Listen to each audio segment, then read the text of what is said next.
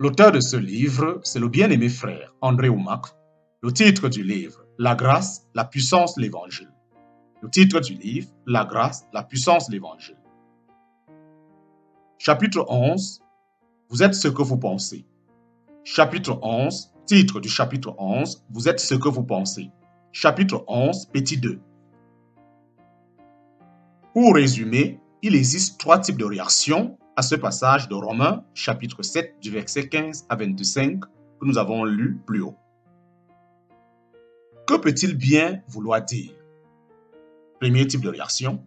Deuxième type, la frustration fait partie de la vie chrétienne. Troisième type de réaction, il s'agit d'une description de Paul avant sa nouvelle naissance.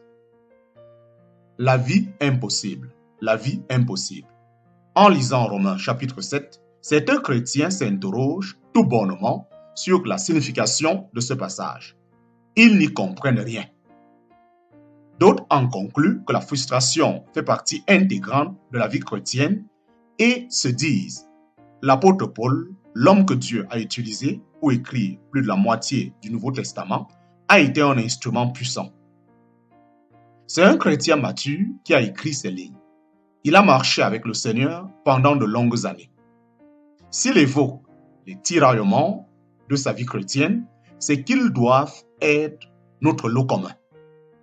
Peu importe le degré de maturité d'un chrétien, la frustration est normale. Une partie de notre être est bonne, l'autre mauvaise. Alors, nous sommes parfois bons, parfois mauvais. Nous connaîtrons toujours la frustration de faire le mal que nous ne voulons pas et de ne pas réussir à faire le bien que nous voulons. Nous sommes comme Paul. Nous voudrions faire le bien, mais il n'est pas en nous. C'est comme ça, on n'y peut rien. Il faut s'y faire.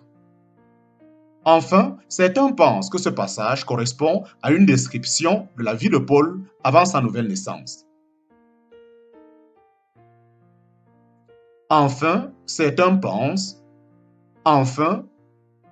Certains pensant que ce passage correspond à une description de la vie de Paul avant sa nouvelle naissance, tiennent le raisonnement suivant.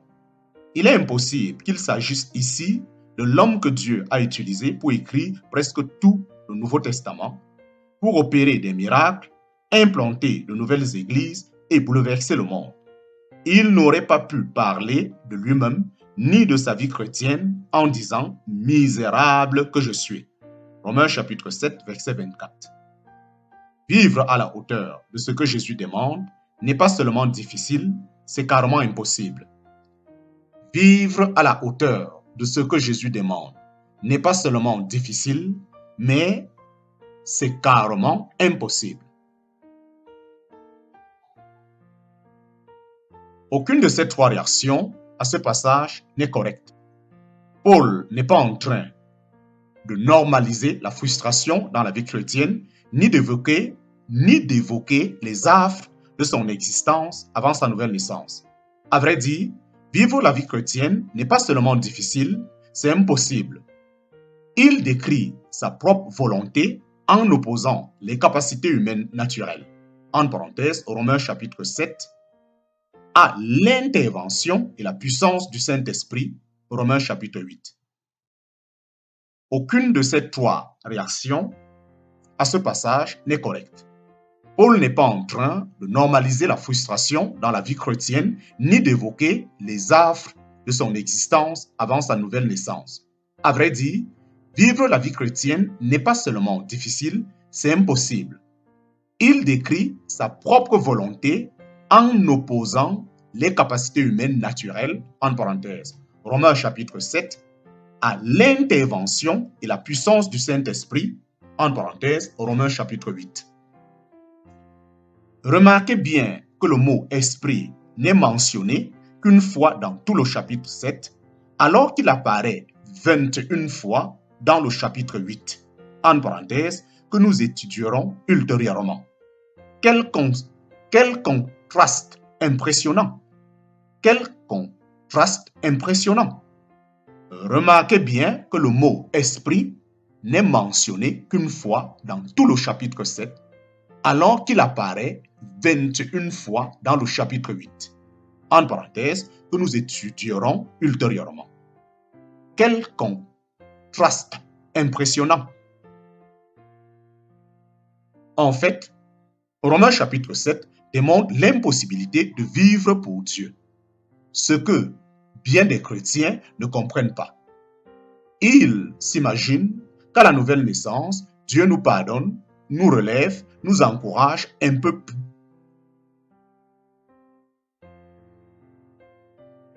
En fait, Romains chapitre 7 démontre l'impossibilité de vivre pour Dieu, ce que bien des chrétiens ne comprennent pas. Ils s'imaginent qu'à la nouvelle naissance, Dieu nous pardonne, nous relève, nous encourage un peu, puis nous montre le chemin à suivre en disant « Bon, voyons si tu vas y arriver cette fois-ci. » Puis, ils chantent des cantiques sur le nouveau départ et la seconde chance que Dieu leur a donnée. Mais cette façon d'envisager les choses ne correspond pas à la vie chrétienne. Si c'était le cas, nous gâcherions la deuxième chance autant que la première. Ce n'est pas là ce qu'on appelle une vie de victoire, de joie, de vraie liberté, ni de délivrance. Être chrétien ne consiste pas seulement à recevoir une seconde chance de vivre pour Dieu. Une vie échangée. Une vie échangée. Vivre à la hauteur de ce que Jésus demande n'est pas seulement difficile, c'est carrément impossible. Il est humainement impossible d'aimer son prochain comme soi-même. Pourtant, on entend des chrétiens dire « Eh bien, Dieu m'a ordonné d'aimer, alors j'essaye de lui obéir. » Lorsque quelqu'un vous crache dessus ou vous donne une gifle, il est humainement impossible de tendre l'autre joue. Il est impossible de le faire selon la chair. Il n'est pas non plus naturel de prier pour ceux qui vous maltraitent, ni de les bénir, ni de leur faire du bien. En parenthèse, Matthieu chapitre 5, verset 44.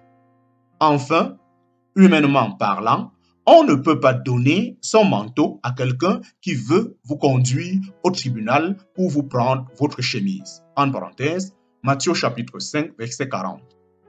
C'est irréalisable. Notre chair doit être crucifiée pour que Christ vive à travers nous. En parenthèse, Galates chapitre 2, verset 20.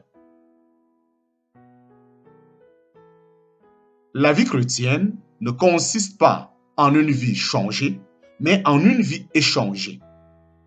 Il ne suffit pas de laisser Dieu entrer en nous pour être capable de vivre pour lui. Il faut apprendre à se régner soi-même, à ne pas miser sur la chair et à dépendre de lui de plus en plus.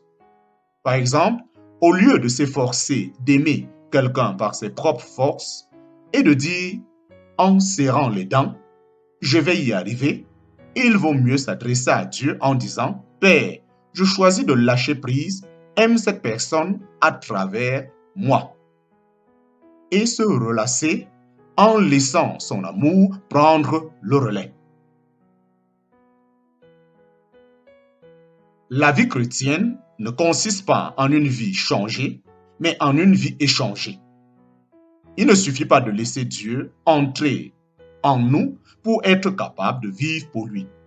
Il faut apprendre à se régner soi-même, à ne pas miser sur la chair et à dépendre de lui de plus en plus. Par exemple, au lieu de s'efforcer d'aimer quelqu'un par ses propres forces et de dire en serrant les dents, je vais y arriver, il vaut mieux s'adresser à Dieu en disant « Père, je choisis de lâcher prise.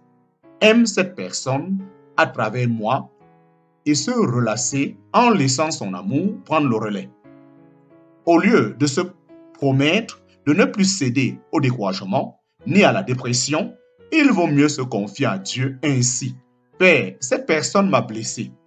Je sais que je peux compter sur ton amour. Je choisis de méditer cette vérité et d'être le canal de ton amour pour elle. Apprenez à laisser Jésus vivre à travers vous. »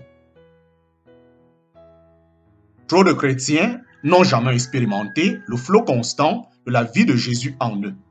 Ils sont trop occupés à essayer de vivre pour lui. Est-ce votre cas?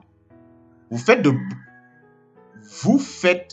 de votre mieux jusqu'à ce que vous arriviez au bout de vos capacités humaines, puis vous vous écriez « Seigneur, à l'aide ». Erreur, voilà d'où viennent les difficultés. Ce n'est pas la bonne approche. Il ne s'agit pas de faire ce qu'on a décidé, puis de prier en disant « Seigneur, bénis mes efforts. C'est pour toi que je le fais. » Cette attitude n'est pas bonne. Vous deviez plutôt dire « Père, quelle est ta volonté pour moi? Quels sont tes plans? Je n'en ai aucun. Je n'ai rien prévu. Je suis prêt à nettoyer les rues, à dégager les fosses ou à être un missionnaire à être un missionnaire sur une terre lointaine. Père, peu importe. Père, peu importe ce que tu veux, me voici. » Lorsque vous seriez prêt à vous abandonner à lui de la sorte, il vous dira ce qu'il veut pour vous. Et tandis que vous suivrez ses instructions, ce n'est pas vous qui agirez, mais lui à travers vous. Vous n'auriez pas à lui demander de bénir vos entreprises si vous faites ce qu'il vous a demandé de faire. Trop de chrétiens n'ont jamais expérimenté le flot constant de la vie de Jésus en eux. Trop de chrétiens n'ont jamais expérimenté le flot constant de la vie de Jésus en eux. Si nous préférons suivre nos propres plans, nous ne pourrions compter que sur nos propres capacités. Par exemple, lorsque nous obéissons au sursaut de notre chair, nous achetons par impulsion et nous nous couvrons de dettes. Puis, nous nous tuons au travail. Nous sommes stressés au maximum et nos créditeurs nous harcèlent comme des vautours. La pression constante et qui grandit accompagne ce mode de vie. Au bout de la catastrophe, nous nous précipitons devant Dieu. « Seigneur, je réclame ta paix. » Le hic, c'est que vous n'auriez jamais la paix si vous vivez en contradiction avec les instructions de Dieu. Vous ne pouvez pas s'aimer des mauvaises herbes dans votre jardin et lorsqu'elles germent, priez « Seigneur, je te demande un miracle. Transforme ces mauvaises herbes en maïs. » Ça ne marche pas ainsi.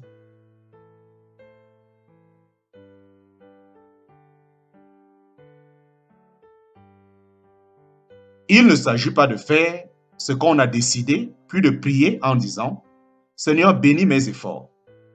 C'est pour toi que je le fais. » Cette attitude n'est pas bonne. Vous deviez plutôt dire « Père, quelle est ta volonté pour moi? Quels sont tes plans? Je n'en ai aucun. Je n'ai rien prévu.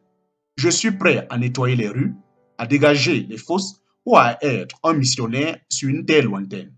Père, peu importe ce que tu veux, me voici. » Lorsque vous seriez prêt à vous abandonner à lui de la sorte, il vous dira ce qu'il veut pour vous. Et tandis que vous suivrez ses instructions, ce n'est pas vous qui agirez, mais lui à travers vous. Vous n'auriez pas à lui demander de bénir vos entreprises si vous faites ce qu'il vous a demandé de faire. Si nous préférons suivre nos propres plans, nous ne pourrions compter que sur nos propres capacités. Par exemple, lorsque nous obéissons au sursaut de notre chair, nous achetons par impulsion et nous nous couvrons de dettes. Puis, nous nous tuons au travail, nous sommes stressés au maximum et nos créditeurs nous harcèlent comme des vautours. La pression constante et qui grandit accompagne ce mode de vie. Au bord de la catastrophe, nous nous précipitons devant Dieu. « Seigneur, je réclame ta paix. » Le hic, c'est que vous n'auriez jamais la paix si vous vivez en contradiction avec les instructions de Dieu. Vous ne pouvez pas s'aimer des mauvaises herbes dans votre jardin et lorsqu'elle germe, priez, Seigneur, je te demande un miracle, transforme ces mauvaises herbes en maïs. Ça ne marche pas ainsi. Faible en lui.